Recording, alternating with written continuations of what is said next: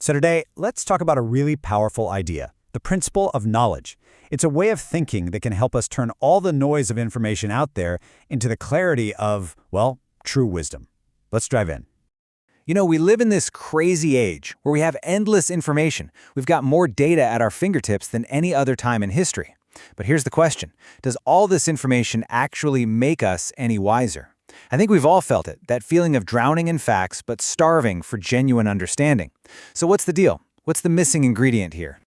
Okay, so the heart of the problem really comes down to this crucial distinction. On one hand, you've got head knowledge. You know what I mean. It's the facts we memorize, the stuff we read online, what other people tell us. But on the other hand, there's something totally different, heart knowledge.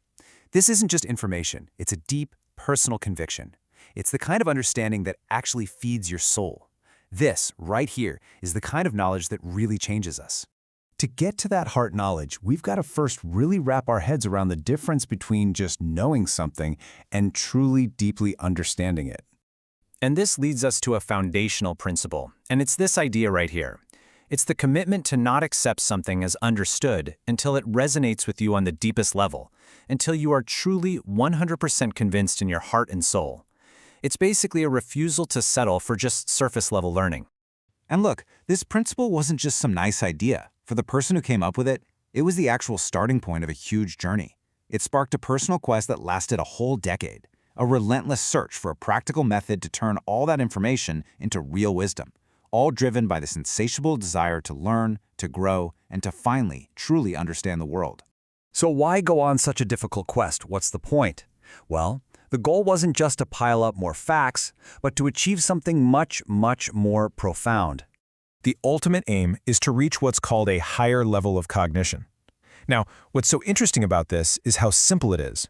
It's the ability to kind of rise above the noise and confusion of a really complex problem and see its true and often very simple cause. It's all about gaining perspective. Let's make this real. Picture this. A baby is just crying and crying, inconsolably. The parents are going crazy, right? Is the baby sick? Is it hungry? They're trying absolutely everything. But the real cause is something incredibly simple that they just couldn't see.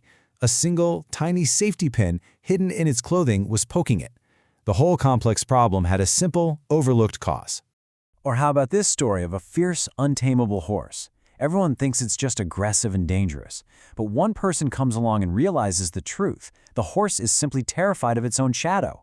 So by turning the horse's head toward the sun so it can't see its shadow, this fierce horse becomes completely calm. Once again, the solution was all about perspective, not about using brute force. This next story might be the most powerful because it shows how we trap ourselves. In Algeria, hunters had this clever way of catching monkeys with a coconut. They'd cut a hole just big enough for a monkey's open hand, put some rice inside, and then tie the coconut down. The monkey comes along, reaches in, grabs a fistful of rice, but now its clenched fist is too big to pull out. It's trapped. But you see, the trap isn't the coconut, it's the monkey's own refusal to just let go of the rice. And here's the crucial point. So often, we're just like the baby's parents, or the horse, or the monkey. We're stuck deep inside the problem, panicking about all the symptoms, and we're completely unable to see the simple solution that's right there. True learning, that higher cognition we're talking about, is what gives us the perspective to finally see the pin, to understand the shadow, or to realize that sometimes we just need to let go. So, how do we develop this power? How do we get there? Well, it turns out there's a path, a kind of progression of learning that can take us from just a flash of insight to creating world-changing wisdom. This path to wisdom seems to unfold in 4 key stages. First, it begins with the awakening, that incredible, joyful feeling of seeing the world in a new way. Then comes the enduring. This is the hard part, persevering through the winter when that initial excitement fades. From there, you move on to the serving, where your knowledge actually transforms into a desire to help other people. And finally, if you stick with it, you can reach the foundational stage, where you can create wisdom that's so profound it can actually alter the course of civilization. So this framework of the 4 stages really brings us full circle.